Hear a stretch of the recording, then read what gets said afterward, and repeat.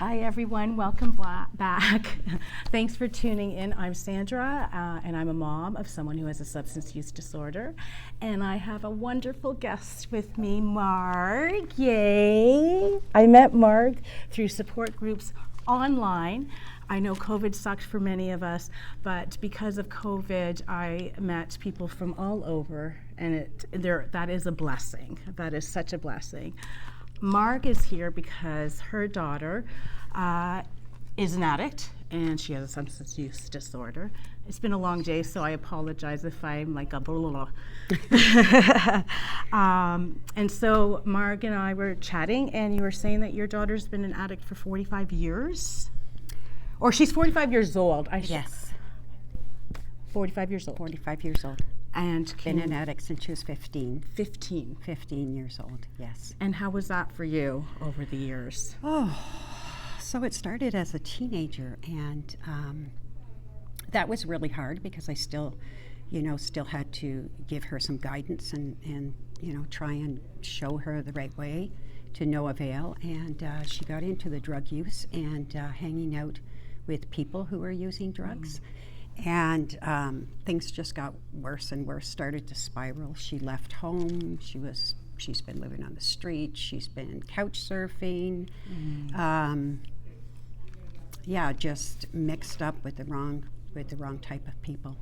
And for me, that definitely that was hard. Chaotic. I imagine you were saying that you were trying to control her. I was, yes. And you were actually, because of you trying to control her, it got to a point where you were estranged from her.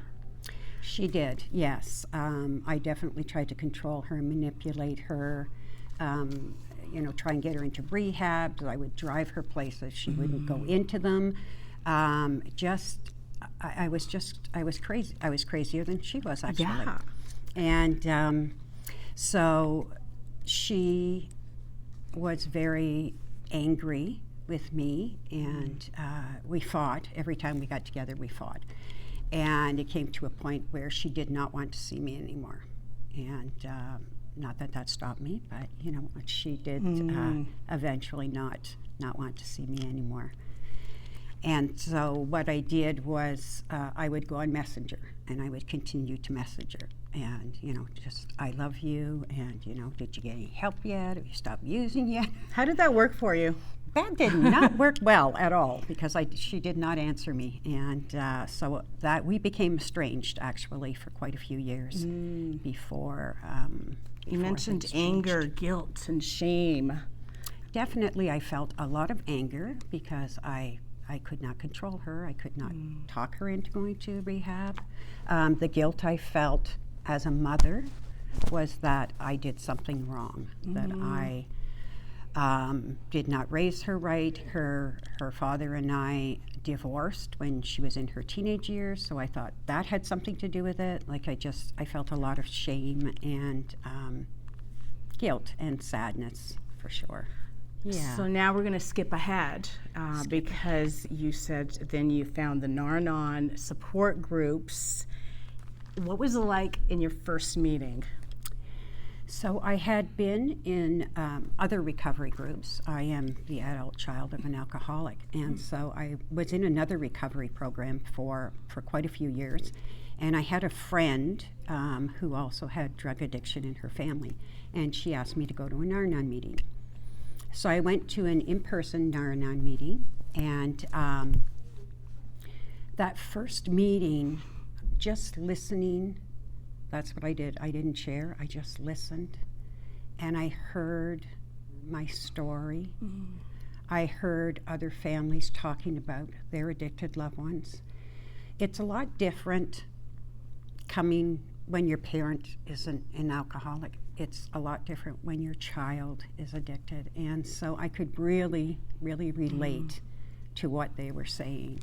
And I realized that I was in the right place. And since then, what's the evolution been like for you with everything that you've learned to make your life a little bit different than the chaoticness? I think the first thing I had to learn they talk about awareness, acceptance, action. And the first thing I had to do was be aware of where she was, that she was in a very terrible place. She had a disease, that I was crazy, and that I was in my own disease. And once I became aware of that, I could accept that that I needed help, that I couldn't control her anymore, that my life was completely out of control, and that that I definitely needed help. Yeah, that was the big one for me, I think. And so we have a lot of viewers. There are loved ones. There are people actually with substance use disorder that watch. As a loved one, you know, and you mentioned addiction is a disease. That was a big one, is knowing that it's a disease. And that you also mentioned when we were talking before this, that you have a disease of codependency. I do. Yeah. I do. So, and maybe those are part of the words of wisdom I want to ask you. What do you want to leave our viewers with that you've learned? Well, the first thing that I learned, I think, when I went to Nar-Anon for that very first meeting, I realized that I wasn't alone.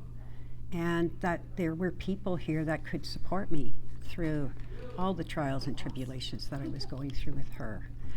I learned that, yes, that addiction was a disease, and that she wasn't doing this to hurt me or, you know, On purpose. to lash out at me. Yeah, on purpose. And that she was as sick as I was. And so in order to have a relationship with her, I had to learn to meet her where she's at, to love her through the addiction as long as it takes. And so that's what I've been trying to do. I've been in the program now for a little over 10 years, and I have serenity, and you spoke about joy earlier, and joy in my life today that I didn't have. So, you know, if I could say anything to anyone out there who's going through this, is you are not alone. Reach out. There are lots of Nar-Anon meetings, and you know, there's lots of help, lots of support. Oh, thank you, Marg. And lots of family. Tons. Oh, I'm so happy to have met you. It is bittersweet, but I am happy that, you know, I have you in my life. I am going to link down below some supports for loved ones, for people that have a substance use disorder. And like Marg said, there is help, and you are not alone. And one thing for sure, where there is breath, there is hope. Peace. Peace. Take care, everybody. Thanks again, Marg. I really appreciate You're it. welcome. Take care, everybody. Bye for now.